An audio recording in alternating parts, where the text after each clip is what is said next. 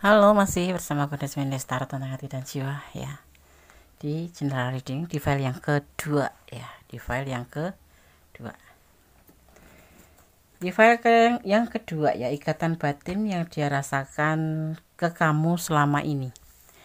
Di sini ada angka 222 ya. Ketika kamu melihat angka kembar 222 atau triple two ya, dapat diartikan sebagai pengingat untuk selalu percaya dan tidak mudah takut dalam mewujudkan apa yang kita inginkan. Intinya seperti itu ya. Ketika kamu melihat angka ini, teruslah berusaha dan berkembang baik dalam pekerjaan, hubungan ataupun keuanganmu ya.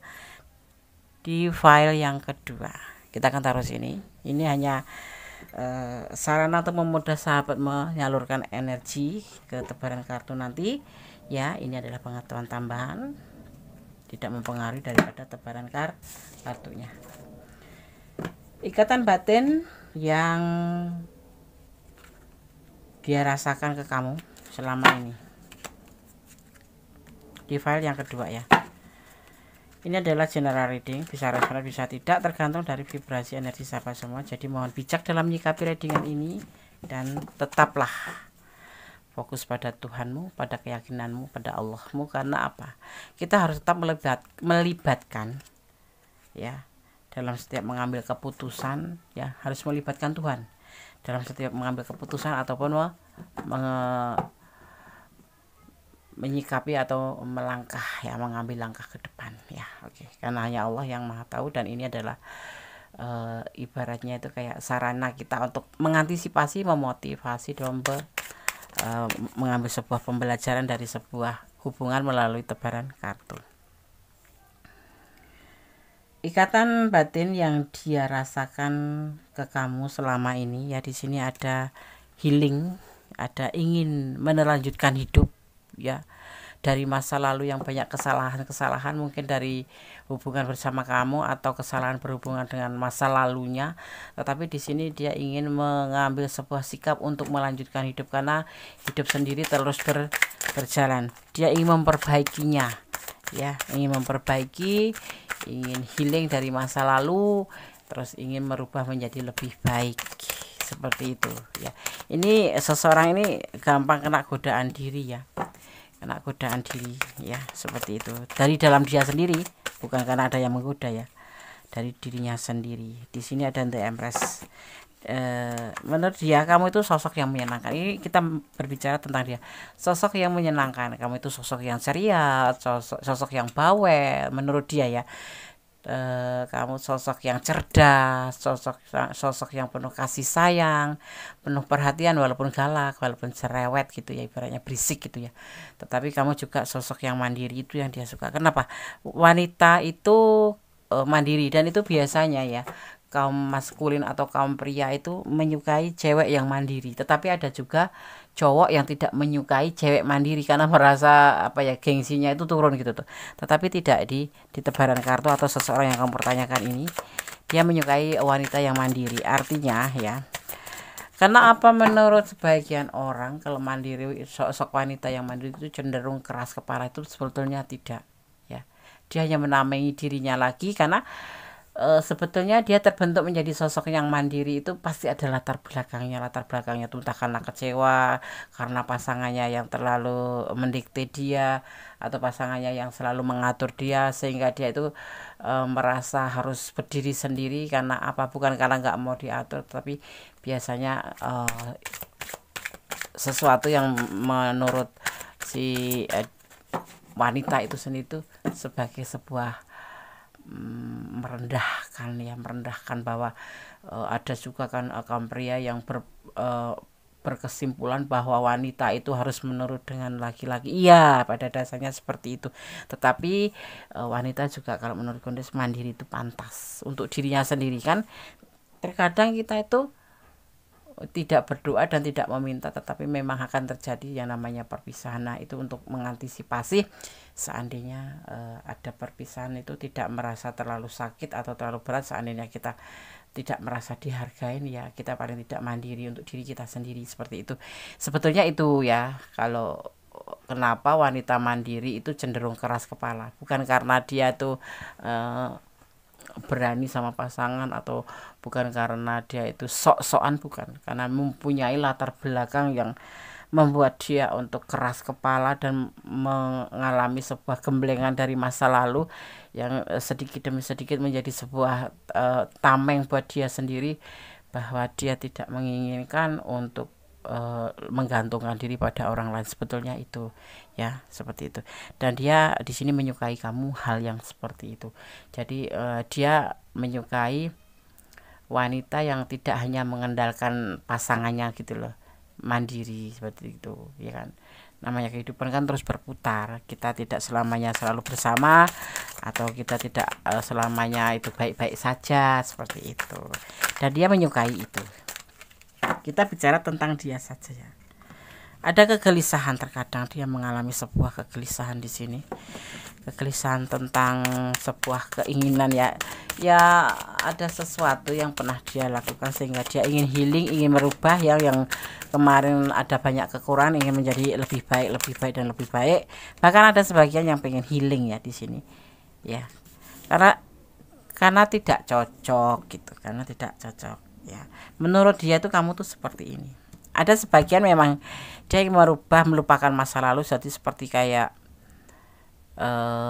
apa ya, karena kamu sosok yang mandiri ya, kamu yang sosok yang mandiri ini membuat dia itu sedikit gelisah ya, gimana ya, gelisah, kayak nggak menyukai gitu ya, memang seperti itu ya. Sorry kata, kalau yang menonton maskulin ya memang maskulin itu gengsinya 90% gitu, sedang feminim itu 10%, karena dia banyak merendah dan memakai perasaan. Tetapi kalau maskulin itu kebanyakan memakai logika. Kalau cewek yang mandiri itu biasanya keras kepala dan susah diatur, itu tidak. Ya, ini membuat dia tidak cocok dan dia ingin healing ya. Di sini ada healing ya. Kita lihat dulu. Ingin melanjutkan hidup. Ya. Ya. Menurut dia itu hubungan ini sebuah kegagalan gitu. Ikatan batinnya itu jadinya kayak rentan gitu loh. Rentan ya, boleh dibilang rentan, karena di sini ada masalah dan ini hubungan ini hampir mendekati kegagalan, tapi masih bisa diperbaiki. Caranya bagaimana ya? Dengan healing ya, dengan healing itu melanjutkan hidup ya, dia ingin melanjutkan hidup gitu, tidak move on. Ada orang yang bilang move on itu adalah melupakan, tidak. Move on itu langkah kita untuk melanjutkan hidup, tetapi kenapa terkadang susah move on, karena banyak kenangan-kenangan yang tidak bisa lepas dari kamu dan belum bisa dilupakan begitu aja gitu. Tetapi di sini di file 2, ikatan batin yang dia rasakan ke kamu selama ini tuh kayak menghadapi sebuah kegagalan, ada masalah, pastinya ini ada masalah, tetapi kamu belum tahu. Dianya ya, kita bisa tanya, dia belum tahu bisa diperbaiki atau tidak, tetapi ada kemungkinan masih bisa diperbaikin sih di sini ya, karena pola hidup kamu yang mandiri membuat dia juga terkadang tidak suka, makanya dia ingin melanjutkan hidup, ingin healing dari kamu, seperti itu. Pengen healing, yang pasti pengen healing. Dia masih terkena godaan diri. Kadang-kadang kan ada cowok yang minder karena pasangannya mandiri, seperti itu ya kan ya. Ada kesedihan yang dia terasakan menghadapi kamu, menghadapi hubungan ini ya. Intinya ya minder, condong ke minder karena kamu lebih mandiri daripada dia gitu, maksudnya penghasilannya apapun, kedewasaannya ya. Kamu sosok yang ceria sih ya menurut dia. Jadi kemandirian ini yang menjadi alasan atau bantal buat dia untuk tidak menyukai hubungan ini dan menjadikan kegelisahan, dan mungkin terkadang ada pertengkaran atau apa ya, kayak lebih condong ke bahasanya tuh yang itu menyudutkan gitu loh, menyudutkan. Sebetulnya kamu baik-baik saja gitu loh, tetapi bagi si dia ini adalah sebuah bukan batasan ya, membuat dia itu minder gitu, membuat dia itu sedih, terkadang dia patah gitu, kayak kecil di depan kamu gitu, jadi kayak takut ya, patah hati. Dia bisa dibilang patah hati. Ini ada kegagalan loh di sini ya.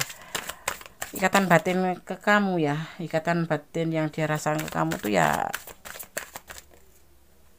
nggak ada cinta sih di sini, cuma sebatas teman aja ya. Ya, ya, itu kesedihan, terjadi namanya sebuah keraguan dalam perasaan dia. Ini usianya lebih muda dari kamu ya, ya seperti itu. Tetapi kalau boleh jujur ya, dia belum punya cinta karena dia sendiri juga levelnya tuh jauh di bawah kamu menurut dia ya. Kamu tuh mungkin ini karena perbedaan level ya, level lebih condong ke level, bukan gaya hidup, lebih gaya hidup. Kalau kamu hidupnya tuh lebih kayak angin-angin gitu, lebih suka travel, lebih suka ya gaya hidupnya tuh menengah ke atas gitu. Kalau dia ini kan tidak gitu. Karena apa, dia sadar loh kalau kamu itu sosok yang mandiri, yang sosok yang di atas dia gitu, sadar. Makanya kalau ditanya bagaimana ikatan batin dia ke kamu selama ini hanya bagian dari godaan diri buat dia ya. Ada orang masa lalu loh di sini, masih juga dia ada rasa minder itu karena dia mempunyai orang masa lalu yang dia pernah patah hati karena orang masa lalu ini, karena finansial yang lebih pernah menjalin sebuah hubungan kegagalan, dan sekarang bertemukan dengan kamu pun kamu berada di atas level dia gitu loh ya. Kalau waktu itu karena godaan diri saja, si orang masa lalu ini tergoda dengan yang lain sehingga membuat hubungan ini bentuk patah dan gagal. Tetapi kalau sekarang ya, batin yang dirasakan ke kamu itu justru karena orang masa lalu yang pernah menanamkan sebuah mendoktrin hatinya bahwa kegagalan itu semuanya terjadi karena materi, karena perhatian yang kurang, karena di sini. Tetapi tidak ya, tidak dengan kamu ya. Di hadapan dia kamu ini sosok yang mandiri, ini juga menakutkan dia gitu loh. Jadi dia nggak main hati, dia justru bertemu dengan kamu kayak bagian godaan diri, ingin mendekati kamu, tetapi tidak ingin mendapatkan sebuah status atau belum berani menyampaikan statusnya. Kenapa? Karena dia minder. Jadi dia akan mengikuti prosesnya, proses demi proses dia akan lakukan di sini, dan jangan sampai terulang seperti orang masa lalu, di mana kamu sosok untuk Empress ini membuat dia ragu tentang finansial, tentang perasaan dia ingin menaruh hati ke kamu itu. Meletakkan ya, bukan menaruh. Dia sudah menaruh hati di pikiran dia untuk kamu, di perasaan dia untuk kamu, di batinnya untuk kamu, tetapi masih ragu-ragu terhadap perasaan dia sendiri ke kamu. Seperti itu. Jadi ya kamu jalan-jalan bareng, kamu ngobrol-ngobrol bareng gitu, tetapi dia sendiri merasa belum bisa membuka hati sepenuhnya. Jadi ya intinya kayak teman aja, kayak soulmate aja, ngobrol, nyambung, ada chemistry seperti itu ya. Ya. Dan di sini ada Three of Cup. Di sini ada penutup ya, penutup atau bottomnya ya di sini. Bottom of the decknya itu ada Three of Cup.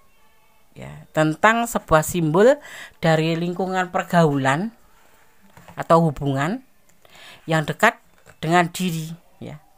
Sedemikian dekatnya sehingga bisa saling menikmati kehadiran satu sama lain, bahkan untuk waktu yang relatif sering atau terus-menerus. Tetapi ada sesuatu perasaan yang senasib yang bisa dibagi, dan ada suatu kelekatan dengan pribadi-pribadi yang lain yang mirip. Tetapi dia masih ada yang dinamakan keraguan-keraguan terhadap perasaan ini untuk dijatuhkan ke kamu. Tetapi dia mungkin bibir bilang aku sayang kamu, ayo kita ini, tapi dalam perasaan atau dalam batin yang paling dalam hubungan kamu selama ini masih ada batas, yaitu tentang keraguan. Usianya lebih muda dari kamu ya, seperti itu ya. Jadi seperti itu. Di sini ada Seven of Swords ya. Kita maknai juga si Seven of Swords ini. Ini adalah orang masa lalu. Dia belum bisa melepaskan orang masa lalu karena dia pernah merasakan yang dinamakan patah hati, terluka. Ada luka, ada putus, ada patah yang membuat dia juga untuk menoleh ke belakang itu dia takut. Jadi untuk maju ke depan dia melangkah tuh juga takut. Jadi kalau selama ini tuh hubungan antara kamu dan dia itu sebatas godaan diri. Ada perasaan ke kamu tetapi dia sendiri tidak yakin dengan perasaan dia sendiri ke kamu karena apa? Takut gagal, takut gagal karena orang masa lalu ini gitu loh. Ya, di sini tuh dilambangkan harapan emosional tentang hubungan-hubungan yang akan bisa dibina dengan berbagai macam orang ya, seperti itu. Walaupun itu baru berupa angan-angan belaka ya. Situasi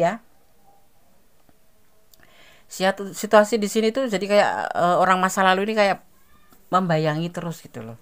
Dia belum bisa healing bukan karena nggak bisa healing karena dia takut jatuh cinta, bukan, tapi karena dia pernah merasakan luka dari orang masa lalu ini, yaitu tentang kegagalan yang pernah membuat dia patah hati karena ya entah dia ditinggalkan begitu aja, entah dia berkhianat atau apapun, atau karena materi. Tetapi ini terdoktrin dalam diri dia, si yang kamu pertanyakan ini, orang yang pertanyakan ini, bahwa dia takut kegagalan lagi terulang di masa lalu karena masa lalu pernah mengalami hal yang seperti itu, yaitu sebuah kegagalan yang kemudian patah hati. Mungkin dipertemukan dengan kamu ini ya termasuk bagian dari membuka hati tetapi belum bisa. Dia ada keinginan membuka hati, ada godaan diri di dalam dirinya ya. Ya di sini segala macam taktik atau mode komunikasi yang diterapkan agar tujuan bisa tercapai seperti itu. Tetapi ada sebuah ini ketakutan ya, lebih takut sakit lagi gitu loh. Ya, sebetulnya ada metode yang langsung dan terbuka dan ada pula yang menggunakan segala akal muslihat ya. Di sini Seven of Swords adalah taktik komunikasi yang penuh dengan akal muslihat dan memenangkan tujuan yang dia inginkan, yaitu orang masa lalunya yang pernah memperlakukan dia seperti itu, membuat hatinya, pikirannya terdoktrin takut gagal. Jadi apa ikatan batin yang dia rasakan ke kamu selama ini? Godaan diri. Belum ada perasaan yang sesungguhnya dari dia ya. Bisa dibilang teman dekat, bisa dibilang ya tempat curhat, seperti itu aja. Belum ada kepastian bahwa kamu itu sebetulnya berstatus buat dia gitu loh. Karena di sini dia masih meragukan terhadap dirinya sendiri. Jadi kayak orang pakai topeng gitu loh, pura-pura sayang, pura-pura cinta, padahal dia sendiri tuh masih mengkoreksi dirinya sendiri seperti itu. Itu ikatan batin yang dia rasakan ke kamu selama ini seperti itu ya. Tetapi nanti ke sana mungkin bisa, tetapi caranya bagaimana, Des? Kamu harus bisa meyakinkan bahwa sosok ini dan kamu itu bukan orang masa lalunya. Ini masih terdokter orang masa lalu, takut gagal, ada patah hati ya. Akhirnya untuk menyambung hubungan dengan kamu itu sebatas godaan diri, bisa dibilang coba-coba ya, bukan coba-coba, dia memang memberanikan diri. Dia ada rasa sama kamu tapi dia nggak tahu perasaan dia sendiri, masih belum yakin dengan perasaan diri ke kamu seperti itu ya. Di sini ada energi Taurus ya. Ada energi Taurus, juga ada energi Cancer ya, ada energi Cancer ya. Juga ada energi Aries ya. Dan di sini juga terlihat ada energi, kita lihat ada energi Virgo, ada Virgo di sini ya. Energi terkuat adalah energi Pisces, ya, Pisces dan ya Pisces yang terkuat ya. Ada lagi Des? Enggak, terlihatnya lebih ke Pisces sama Aries ya. Oke, sahabat Gondes, taruh tentang hati dan jiwa di file yang kedua. Gondes sudah sampaikan. Sekarang Gondes akan coba shuffle pesan untuk kamu yang menonton video atau memilih file yang kedua ya. Kita akan buka, kita mengambil 5 pesan ya, bukan 5 kartu, tapi 5 pesan seperti tebaran kartunya. Oke. Ada 1, 2, 3, 4 dan 5. Oke. Kita akan buka satu persatu untuk pesan file yang kedua. Tetap optimis. Aku sayang dia, Des.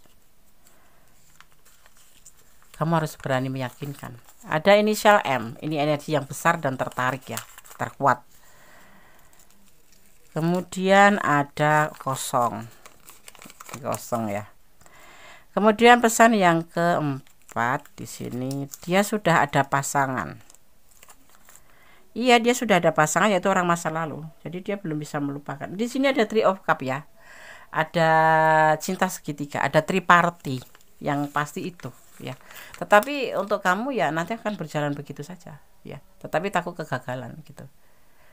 Mungkin orang ini ada yang mempunyai hubungan triparty, tapi ada hubungan yang memang orang masa lalu dan sudah ditinggal. Atau ini memang orang, kenapa di dalam tebaran kartu ini tergambar hubungan triparty karena ini mungkin lagi pisah aja, belum sah, terputus seperti itu, atau cerai ataupun seperti itu ya. Melangkahlah dengan doa ya. Kamu coba lebih meyakinkan dia, atau kamu bisa pertimbangkan kembali. Kalau memang kamu ada di ranah ini dan kurang detail, silahkan personal reading atau konsultasi atau coaching. Di sini ada nomor WA Gondes yang selalu Gondes lampirkan di situ. Silahkan kalian hubungi Gondes. Tentunya ada syarat-syarat yang harus kalian penuhin di situ ya. Ya, tetap optimis, tetap menjadi orang baik, tetap berdoa dalam segala hal.